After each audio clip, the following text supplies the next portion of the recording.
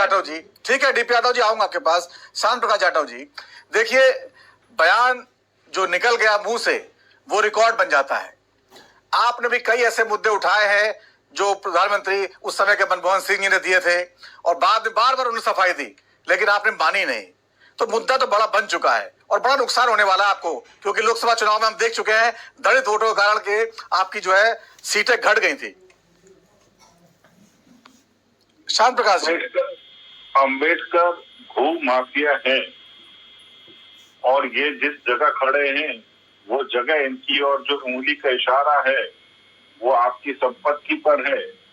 ऐसे शब्द कहने वाले आजम खां को क्या कहा इन्होंने? क्या ये अपमान नहीं था बाबा साहब अम्बेडकर का? उनको भू माफिया कहना ये अपमान नहीं था? तब आप लोग कहां सो गए थे भाई?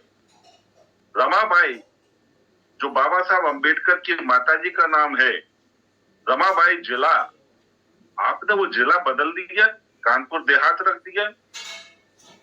तब आपकी कहां चले आया था बाबा साहब अम्बेडकर के प्रति जो प्रेम था? और संभल, जहां पर इस वक्त में दंगा आप देख रहे हैं, बहुत चर्चा में है इस वक्त विषय, भीमनगर इसका नाम था। इस जिले का नाम आपने संभल कर दिया। ये सब काम अखिलेश जी के द्वारा किए गए। तब आपका बाबा साहब अम्बेडकर के प्रति प्रेम कहां चला गया? आज आप बेबुनियाद विषय पर जिस तरीके से देश में और सिस्टम को बंधक बनाने का प्रयास कर रहे हैं, किसी भी सूरत में शोभनीय नहीं है। आपके पास में मुद्दा नहीं है, मुद्दों के अभाव में आप वो बातें कर रहे हैं जिसकी कहीं भी समाज में आपकी किसी भी सूरत में प्रशंसा नहीं हो रही, सिर्फ और सिर्फ भर्त्सना हो रही है। क्योंकि जो शब्द अमित शाह जी ने कहे वो कहीं भी किसी भी सूरत में अमर्यादित नहीं है, ना ही किसी भी तरीके से बाबा साहब अम्बेडकर को वो कहीं पर भी उनका अपमान करते हैं। आप बेफजूल बातों को जिस तरीके से बना करके और समाज में एक मूवमेंट चला रहे हैं, इसकी कहीं भी इसकी प्रशंसा नहीं हो रही है। और विपक्ष आज अपने आप को दो राहे पे खड़ा महसूस कर रहा है कि अब इस मुद्दे को किस तरीके से चलाएं। शांत प्रकाश जाटव जी, देखिए आप लोग बार बार कह रहे हैं, नहीं कहा, ऐसा लगता भी है नहीं कहा होगा कि कोई इतना वरिष्ठ नेता जो है ऐसी बात कहने की हिम्मत नहीं जुटाएगा इस देश में, जहां 84 सीटें जो है एससी के लिए जो है आरक्षित हैं और 17 से लेकर 20% तक जो है पूरे देश में वोट है। इतना बड़ा वोट बैंक, उसको नाराज करने का जोखिम कोई नहीं बोल ले सकता। वैसे भी अम्बेडकर जी का सम्मान सभी समाज के लोग करते हैं, उन्होंने देश को इतना बड़ा संविधान दिया, इतना अच्छा संविधान दिया, तो ऐसी गलती तो कोई करेगा नहीं, जाहिर सी बात है। लेकिन अगर मान लीजिए गलती से बोलते समय तारतम्य टूट गया और कहीं से निकल गया, तो माफी मांग लेने में हर्ज क्या है? हमसे किसी भी सूरत में किसी का अपमान करने की गलती हो ही नहीं सकती। और ये केवल मैं अमित शाह जी के लिए नहीं, अमूमन आरएसएस के स्वयंसेवक और भाजपा के नेताओं के लिए बोलता। इसलिए इस बात को मैं बिल्कुल नहीं मानता। और किस बात के लिए माफी मांगना? माफी तो मांगनी पड़ेगी कांग्रेस को, जो उन्होंने 1952 और 53 में 2 उपचुनावों में जिस तरीके से बाबा साहब भीमराव अम्बेडकर को जानबूझ करके हरवाया और उसकी सूचना जो है अपने आला जो इनके ब्रिटेन में बैठे हुए थे उनको पत्र के माध्यम से सूचित किया। माफी तो आपको उसके लिए मांगने की आवश्यकता है। आपने बाबा साहब अम्बेडकर का अपमान किया, माफी आपको इसलिए मांगने की आवश्यकता है क्योंकि आपने 1990 तक बाबा साहब अम्बेडकर का कहीं पर भी किसी तरीके से नाम नहीं लिया सिवाय तिरस्कार के। 1990 में जब हमारे साथ में वीपी सिंह सरकार बनी, उस वक्त में बाबा साहब अम्बेडकर को हमने भारत रत्न दिया और उसी दौरान हमने जो है तेलीय चित्र लगाया पार्लियामेंट के अंदर। इस तरीके से हमने सम्मान दिया। हमने बाबा साहब अम्बेडकर जहां जन्म उनका हुआ वहां पर हमने जन्मस्थल पर भव्य स्मारक बनाया। जहां उन्होंने पढ़ाई की ब्रिटेन में, हमने वो जगह खरीद करके लोकार्पित की। जहां पर उन्होंने दीक्षा पाई नागपुर में, वो स्थान हमने जो है ना भव्य स्मारक बनाया। जहां पर उनका परिनिर्वाण हुआ 26 अलीपुर रोड। मुझे अच्छी तरह याद है कि जब अटल जी के समय में एक इंडस्ट्रियलिस्ट से वो प्लॉट खरीदा गया था और कई कारणों से वो प्लॉट जो है कई विवादों में भी फंसा, उसके बावजूद वो खरीद करके और वो खरीदा। और ठीक है शांत प्रकाश जाटव जी, ये देखिए जो सियासत समझता है चंद्रमोहन शर्मा जी, एक दो बिंदु और है, सुनना है।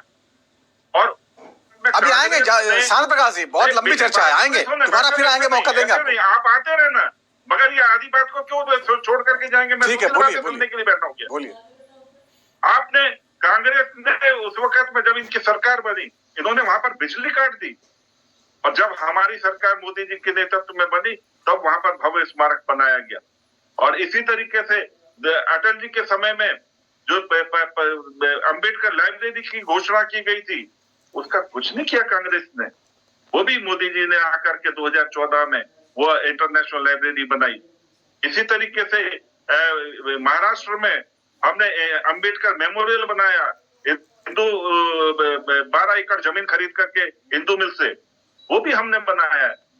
किस प्रकार से बाबा साहब अम्बेडकर की बात कर रहे हैं, और बाबा साहब अम्बेडकर के लिए जो हमारा समर्पण है उसके बारे में ये हमारे से मुकाबला नहीं। ठीक है सर, चंद्रमोहन शर्मा जी, देखिए अपमान तो कोई करेगा नहीं, ये आप भी जानते हैं।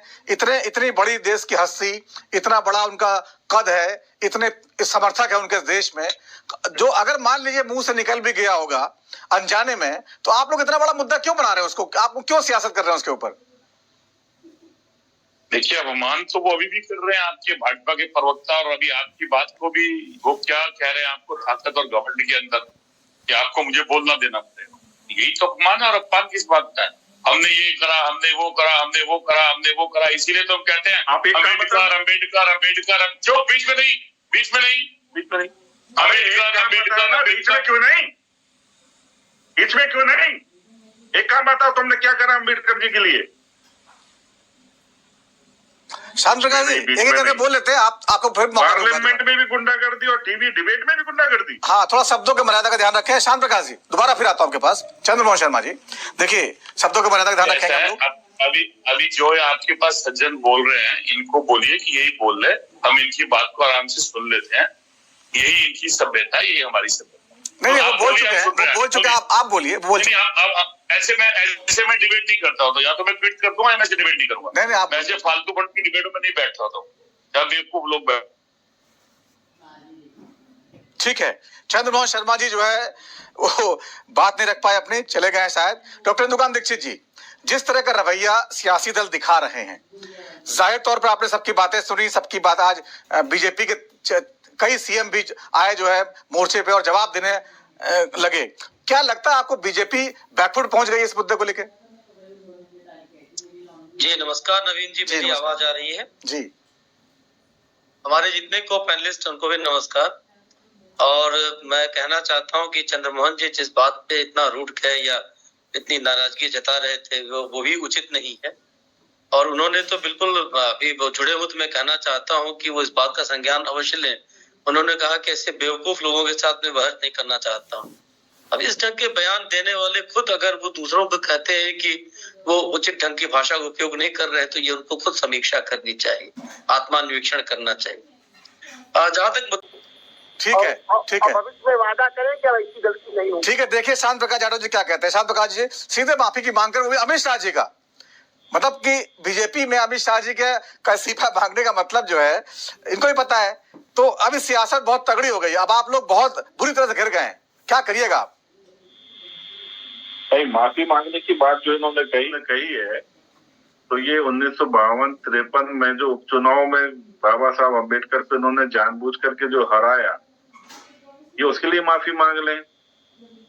समाजवादी पार्टी के जो नेता हैं, वो आजम खान ने जिस तरीके से उनका अपमान किया और उनको भू माफिया बताया, वो उनके लिए माफी मांग लें। उन्होंने जिस तरीके से रमाबाई जो जिला है वो नाम बदल करके जो इन्होंने कानपुर देहात कर दिया, संभल का नाम जो है पहले भीमनगर था उसको बदल दिया, तो ये उसके लिए माफी मांग लें।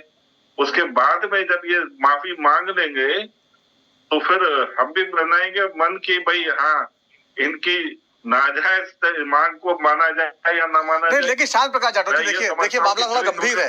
आप लोग समझिए, लोकसभा चुनाव के दौरान जो है कितना बड़ा नुकसान हुआ था आप लोगों को। भले आप कहते हैं कि गलत नैरेटिव था वो, दलित का आरक्षण छीन लेंगे, संविधान बदल देंगे, इस एक मुद्दे ने आपको 240 पर अटका दिया। अब आप लोग को जो है सपोर्ट लेना पड़ रहा है, मोदी जी जो है वो कुछ कर नहीं पा रहे जो करना चाहते थे। तो ये परसेप्शन तो क्रिएट कर देगी विपक्ष जो है, और सब लोग एक हो गए हैं इस मुद्दे पर। तो ये मुद्दा तो बहुत आपके खिलाफ जा रहा है। आपका एक्शन और प्लान क्या होगा? केवल अतीत की बातें बताने से काम नहीं चलेगा। नहीं, मैं तो मानता हूं कि ये जो इन्होंने मुद्दा उठाया है ये बहुत अच्छा उठाया है, क्योंकि काफी लंबे समय से कांग्रेस को खुद नहीं पता था इनको अपनी कारगुजारियों का। तो इस चीज से हमें कोई फर्क नहीं पड़ रहा, बल्कि ये इस मुद्दे को उठाने से कांग्रेस का जो चेहरा है ना वो स्पष्ट हो गया। अभी संविधान पर जब इन्होंने चर्चा की बात करी तो ये वहां पर मुंह नहीं दिखाने के लायक बचे, और आज संविधान शिल्पी के नाम पर जिस तरीके से इन्होंने ये माहौल बनाया है, ये संविधान शिल्पी का जिस तरीके से इन्होंने अपमान किया वो बहुत स्पष्ट हो गया। और हमने क्या क्या किया, बाबा बता चुके हैं, बहुत कुछ किया, हम अच्छी तरीके से रख नहीं पा रहे समाज के बीच में। वो सारा तो देखिए सबको पता है, वो इन सब चीजों को सुन भी रहा है, आपके माध्यम से भी सुन रहा है। बिल्कुल ठीक है, इसी में मैं आ रहा हूँ, इसी मुद्दे पे आ रहा हूँ मैं।